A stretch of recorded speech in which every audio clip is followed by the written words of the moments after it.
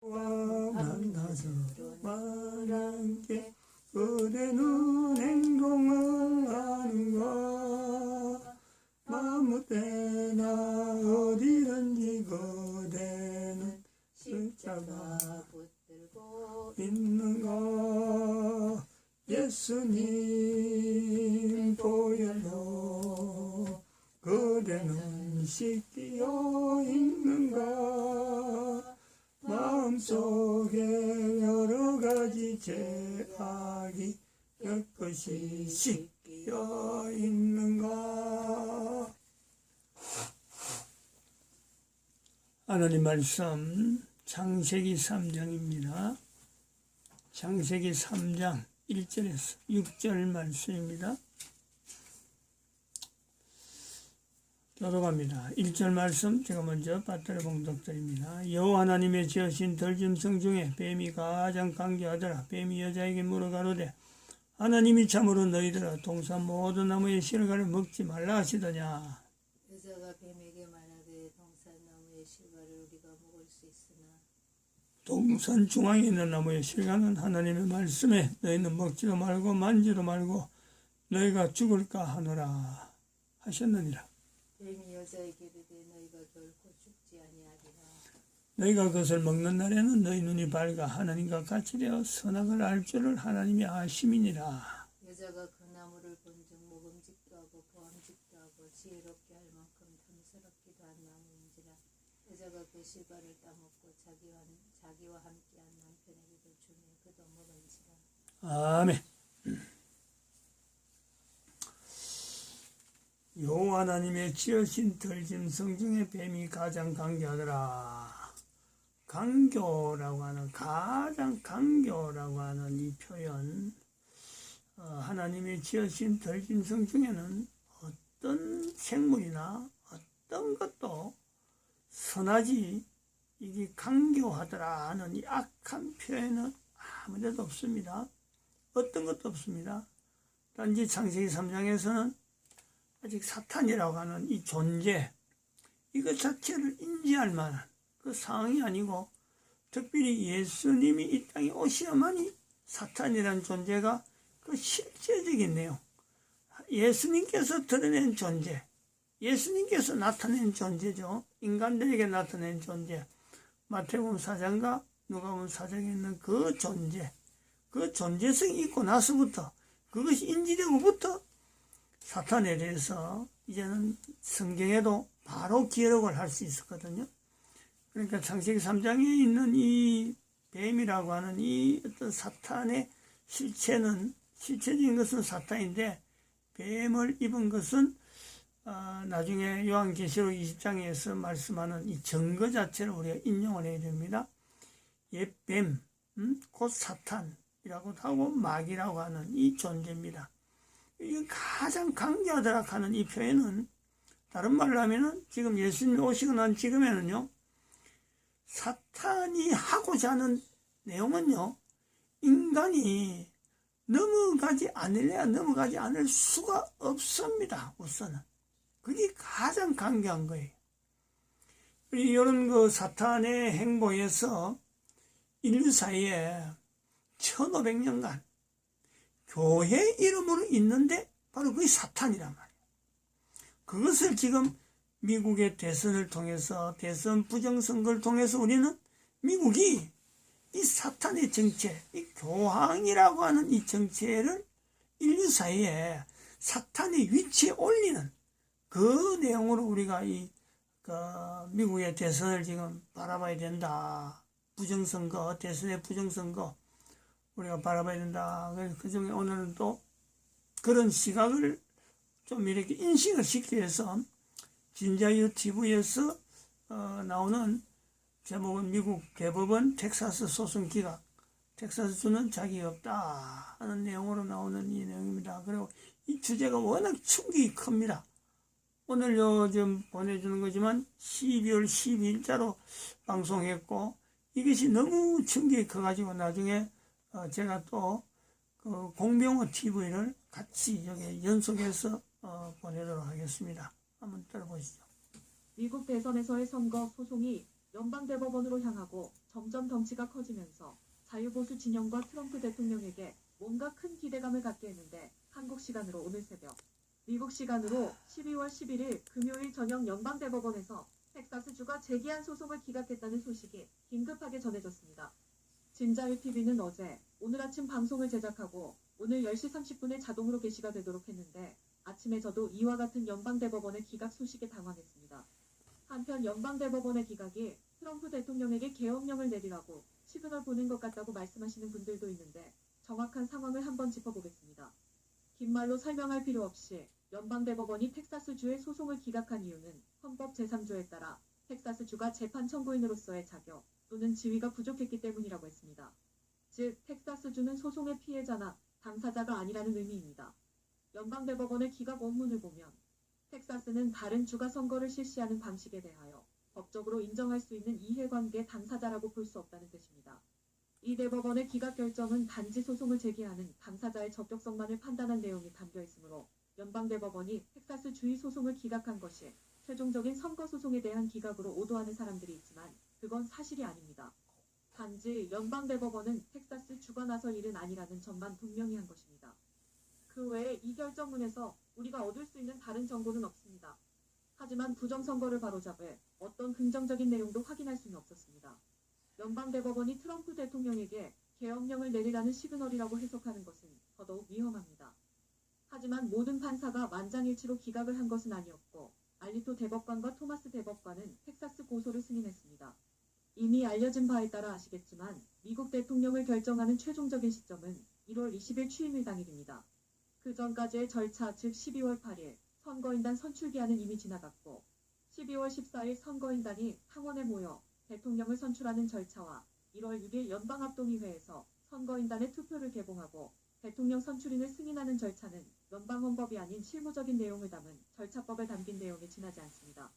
그러므로 1월 20일 대통령이 취임하기 전까지 사법 절차를 통해 적법한 이해 당사자인 트럼프 대통령이 계속 재판을 진행하고 연방대법원의 소송을 진행할 길은 아직도 열려있는 것도 사실입니다. 한편 트럼프 캠페인의 법률팀을 이끌고 있는 전 뉴욕시장 루디 줄리아니는 이 사건을 기각하기로 한 법원의 결정이 끔찍한 실수라고 생각한다고 말했습니다. 그는 이 결정이 최악인 것은 기본적으로 연방대법원이 자신들은 이 사건에서 벗어나고 싶어 했다는 것입니다. 그리고 그들은 청문회를 하고 싶어 하지 않고 미국인들이 사실을 듣는 것을 원하지 않습니다. 라고 말했습니다. 줄리아니는 연방대법원이 법적인 지위를 근거로 사건을 기각했기 때문에 대통령과 일부 유권자들이 같은 사실을 주장하면서 지방법원에 또 다른 사건을 제기할 수 있다고 덧붙였습니다. 이러한 사실은 해결되지 않는 한 역사에 남을 것입니다. 그들은 들어야 하고 방송되어야 하고 누군가가 이것이 진실인지 거짓인지 결정을 내려야 합니다. 그리고 일부 법원은 그 결정을 내리기 위해 용기를 가져야 합니다라고 줄리아니는 덧붙였습니다. 미국 연방대법원은 기각의 근거로 미국 헌법 제3조를 들고 있습니다. 미국 헌법 제3조에 따라 텍사스주는 다른 주에 대하여 선거소송과 관련된 분쟁의 당사자가 될 수 없다는 취지입니다. 그렇다면 연방헌법을 살펴보지 않을 수가 없는데요. 관련 조항인 제3조 2항을 읽어보겠습니다. 미국 연방헌법 제3조 2항. 연방정부의 사법권은 연방정부가 한편의 당사자가 되는 분쟁, 두 개의 주 및 그 이상의 주 사이에 발생하는 분쟁, 주정부와 다른 주의 시민 사이의 분쟁, 서로 다른 주의 시민 사이의 분쟁, 다른 주로부터 부여받은 토지의 권리에 관하여 같은 주의 시민 사이에 발생하는 분쟁, 그리고 주정부 또는 그 주의 시민과 외국 정부 또는 외국 시민 사이에 발생하는 분쟁을 포괄한다. 라고 나와 있습니다. 분명히 두 개의 주 및 그 이상의 주 사이에 발생하는 분쟁에 관할 권이 미국 연방대법원에게 있다고 했습니다. 그런데 이번 결정문에서 텍사스 주가 소송 당사자로서 자격이 없다고 판단을 했으므로 지금 벌어지는 미국 대선에서의 선거소송은 주 사이에 발생하는 분쟁이 아니라고 판단을 한 것입니다. 즉, 지금 벌어지는 대선 부정선거 분쟁의 당사자는 주정부가 아니라 트럼프 대통령과 주정부가 당사자라는 입장을 밝힌 것으로 보입니다. 그렇다면 이제 연방대법원은 믿을 수 없는 것일까요? 아닙니다. 여전히 연방대법원으로 가는 길은 남아있습니다. 다만 주법원, 주대법원, 연방법원, 항소법원의 단계를 거쳐 계속 항소를 해야 연방대법원의 소송 당사자로서 자격이 있는 트럼프 대통령의 소송이 올라갈 수 있을 것 같습니다. 반면 트럼프 대통령과 자유진영은 연방대법원을 믿고 선거소송 전에 모든 것을 맡긴 채 나아가야 하는 것일까요? 아쉽게도 연방대법원이 모든 것을 해결해 줄 거라는 믿음도 가져서는 안 될 것으로 보입니다. 연방대법원이 6대3일 수도 있지만 5대4일 수도 있고 3대3일 수도 있기 때문입니다.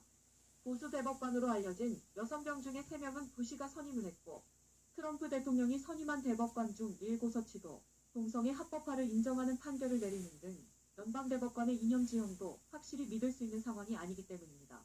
그렇다고 무조건적인 불신도 답은 아니겠지만 말입니다.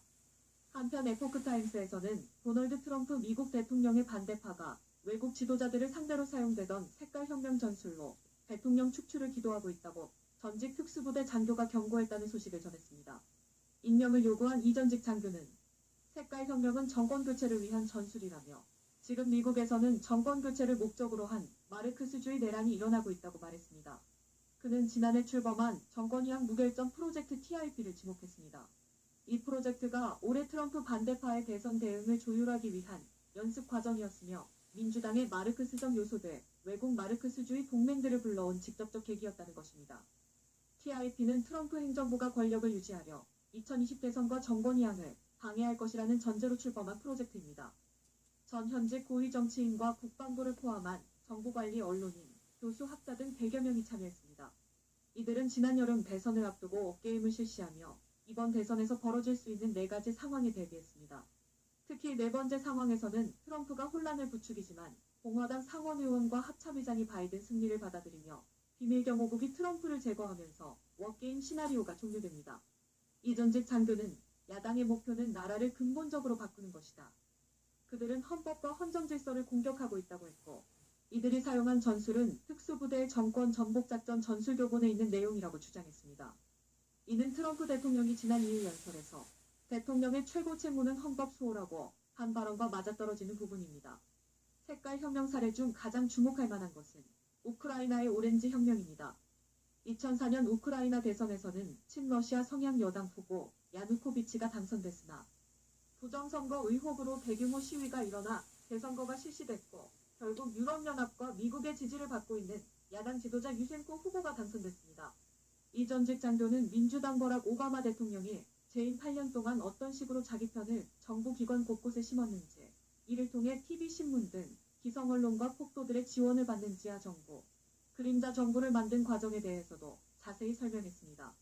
그러면서 그들은 트럼프 대통령이 자기 사람들을 행정부에 데려올 수 없도록 했고 이번 정권에서 사실상 오바마 3기 행정부를 탄생시켰다며 우리가 지금 목격하고 있는 것들이다. 우리는 그들이 어떻게 대통령을 반대하고 탄핵을 시도했는지 보았다고 말했습니다. 지금 미국은 확실히 내전 상황입니다. 헌법을 수호하고 합법적인 투표를 보호하려는 트럼프 대통령의 자유보수 세력과 국가를 합법적으로 사회주의 국가로 바꾸려는 민주당과 바이든 진영의 혁명 세력은 사법부와 정부기관, 지방정부와 연방의회, 심지어 군부에까지 우리 편에 서라며 손짓을 하고 있습니다. 이미 미국 주류 언론은 오래전부터 민주당의 기관지 노릇을 했고 사회주의 혁명 진영에 합류했습니다. 진자유TV는 미국 연방대법원이 아직까지 미국의 자유공화주의 헌정질서를 수호할 마지막 남은 보루가 될 수 있는 곳이라고 여기고 있습니다.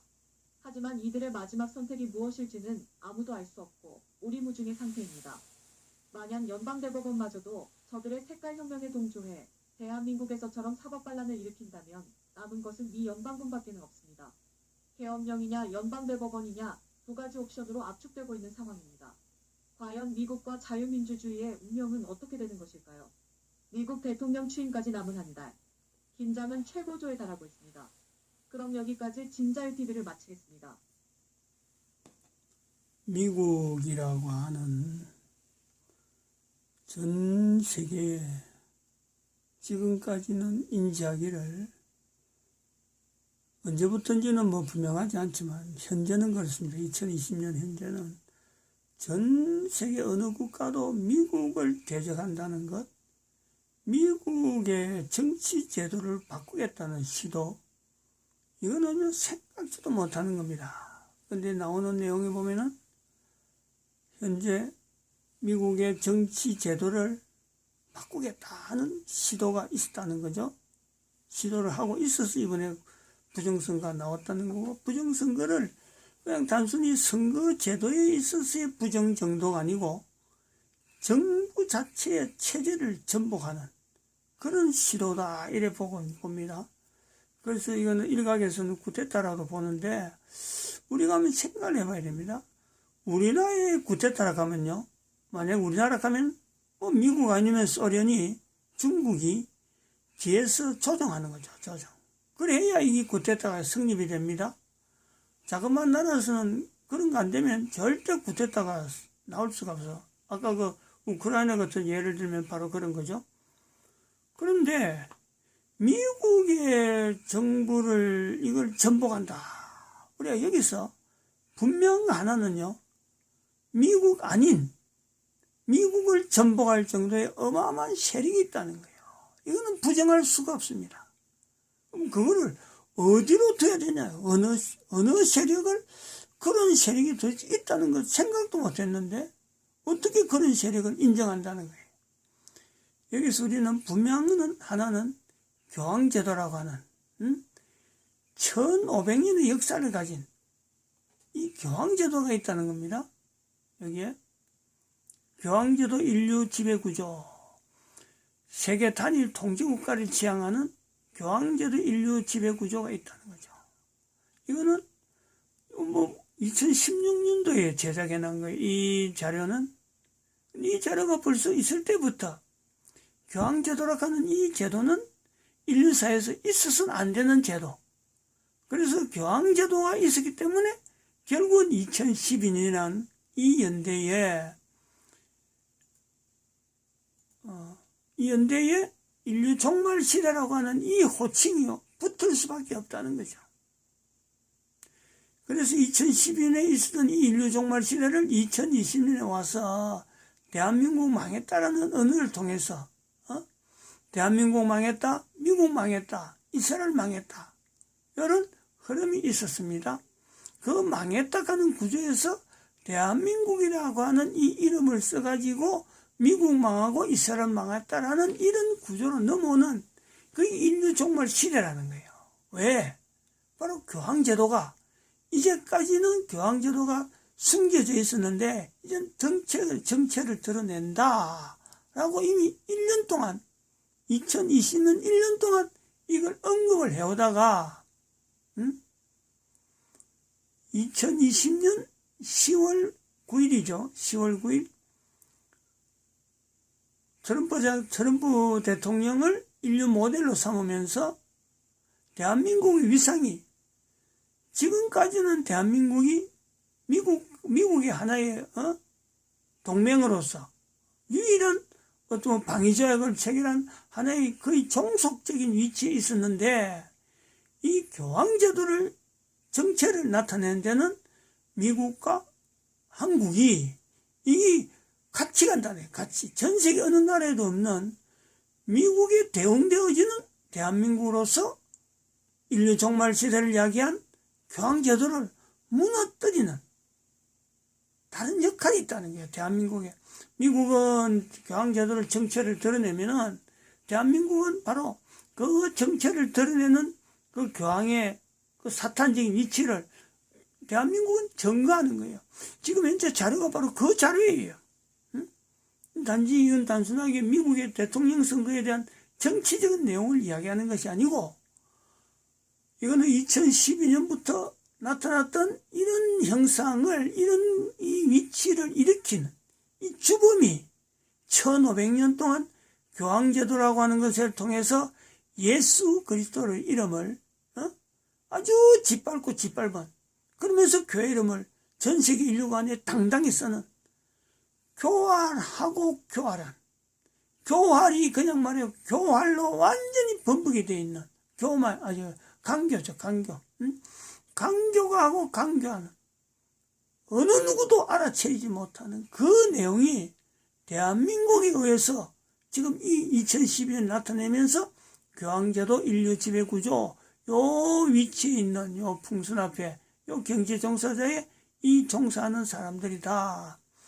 그 반대되는 진성 앞에 경제 종사자라고 하는 이 사람들을요, 이제는 결집을 시키는 거예요. 결집을. 그래서 이 내용이 요 그래프를 거꾸로 보면은 이래 됩니다. 방주 모양이 돼요. 방주 모양.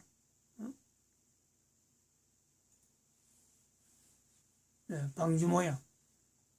이래 진성 앞에 경제종사 방주가 되고, 풍선 앞에 경제종사자는 이제는 하나의 뭐 자기들이 인류를 지배한다라는 키죠. 배의 키, 방향을 정하는 키 같은데 힘없는 거예요. 겉모습만 보이지 이 배를 인도하시는 분은 하나님이 인도하시는 거예요.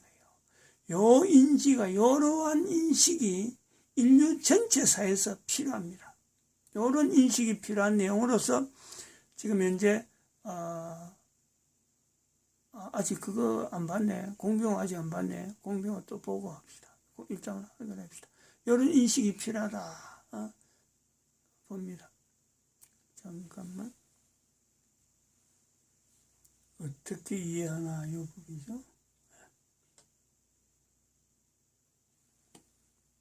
안녕하십니까. 공병호 TV의 공병호입니다. 복잡한 문제를 단순하게 압축하는 것은 어떤 문제를 정확하게 보는데 도움을 줍니다. 그래서 단순한 것이 최고다 이런 말이 있습니다. 텍사스주 검찰총장 겸 법무부 장관인 켄 팩스턴 씨가 다른 2명의 원고와 힘을 합쳐서 텍사스주 정부를 대신해서 4개 경합주의 선거 무효 소송을 연방 대법원에 제기한 핵심 쟁점은 무엇일까요? 복잡한 사안처럼 보이지만 핵심 쟁점을 정확하게 우리가 파악하면 연방 대법원의 향후의 진로가 어느 정도는 예상 가능합니다. 조지아, 미시간, 위스콘신주와 펜실베니아 주정부 관리들은 코로나19의 대유행을 명분으로 입법부, 의회의 권한을 침해하고 주선거법을 위헌적으로 개정했다. 그들은 주정부나 자신들에게 우호적인 법원에 소송을 제기해서 이러한 법 개정 작업을 완수했고, 이것으로 인해서 투표의 정직성, 밸럿 인테그리티가 심각하게 약화됐다. 따라서 펜실베니아, 조지아, 미시간, 위스콘신주 등 피고가 된 주들에 의해서 지명된 선거인단은 미국 수정헌법 제14조를 위반하였기 때문에 연방 전체의 대통령 선출을 위한 개표 과정에 참여할 수 없다. 이것을 미 연방 대법원이 심사숙고해서 판결해 주기를 바랍니다.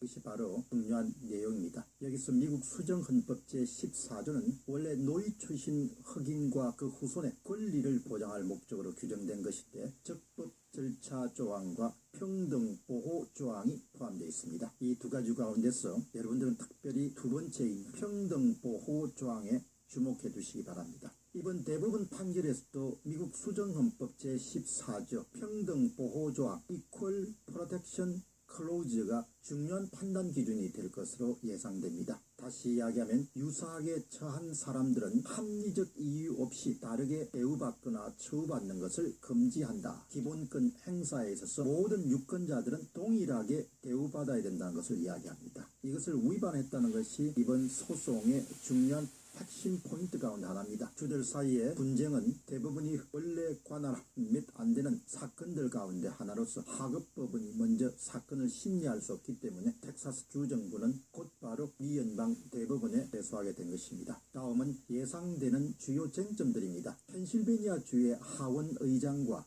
하원 다수당 지도자가 텍사스주 대 펜실베니아 사건에 대해서 밝힌 어마이커스 큐어리, 일종의 법정 탄원서입니다. 라틴어로 어마이커스 큐어리, 법정 탄원서의 결론 부분에 고스란히 담겨 있습니다. 법정 탄원서의 결론 부분을 살펴보겠습니다. 우리 선거가 흠잡을 데 없는 선거가 되기 위해서는 반드시 명확한 절차를 필요로 한다. 그 결과 모든 사람이 공정한 기회를 제공받아야 한다. 여기서 공정한 기회라는 것은 a fair shake라는 그런 영어로 표현했습니다. 불행하게도 외부인들이 펜실베니아의 선거 절차를 심하게 왜곡시켰을 뿐만 아니라 펜실베니아 선거법을 자기 정당에 유리하게 바꿔버렸다. 법정 탄원서에서 이미 언급한 바와 같이 그들이 제정했던 법률에서 이 같은 주장을 확인할 수 있다. 원고와 다른 사람들은 이런 절차적 부정행위가 2020년 대통령 선거 결과에 영향을 미쳤다는 중요한 의문을 제기한다. 이렇게 법정 탄원서에 따르면 주정부 관리, 선거 관계자, 시민사회단체 그리고 주 대법원에 의해서 선거법을 특정 정당에게, 여기서는 민주당입니다. 민주당에게 유리하게 바꾸고 운영하기 위한 조치가 취해졌음에 대해서 법정 탄원서 내에는 이런 내용이 등장합니다.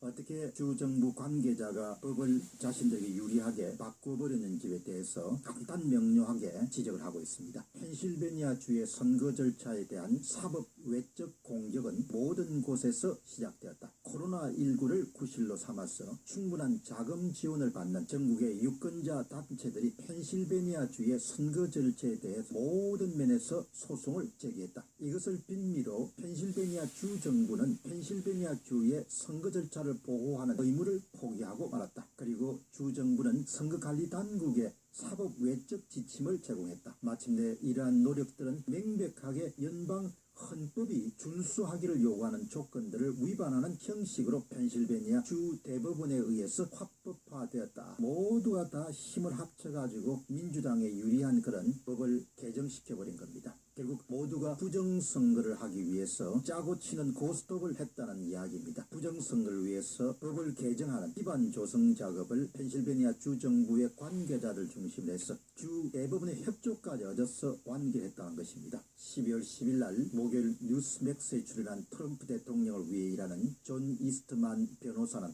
미 연방 대법원이 앞으로 판결 과정에서 초점을 맞추게 될 부분을 정확하게 지적하고 있습니다. 그는 결국 미 연방 대법원이 주목하게 될 주요한 법률적 이슈에 대해서 이렇게 이야기합니다. 각 주들이 그들 자신의 선거법을 위반했는가 혹은 무시했는가에 모아질 것으로 봅니다. 그는 여기서 한 걸음 더 나아가서 주의회는 연방 헌법을 준수하는 한도 내에서 단독 권한을 갖고 있습니다. 따라서 주정부의 선거 관리들이 행한 임의적인 법률 개정과 같은 행동은 명백한 위헌에 해당합니다. unconstitutional, 명백한 위헌에 해당합니다. 여러분, 요약해서 말씀드리면 위법적인가 위헌적인가 이런 관점에서 이번 텍사스 주정부에 의한 경합주 4군데에 대한 소송이 다뤄질 것으로 봅니다. 그렇기 때문에 만일에 미 연방 대법원이 이 소송권을 채택한다면 거부할 수도 있습니다. 채택한다면 다소 트럼프 진영에 유리한 그런 판결이 나올 가능성이 있다, 이렇게 볼 수 있겠습니다. 공병호 TV의 공병호였습니다.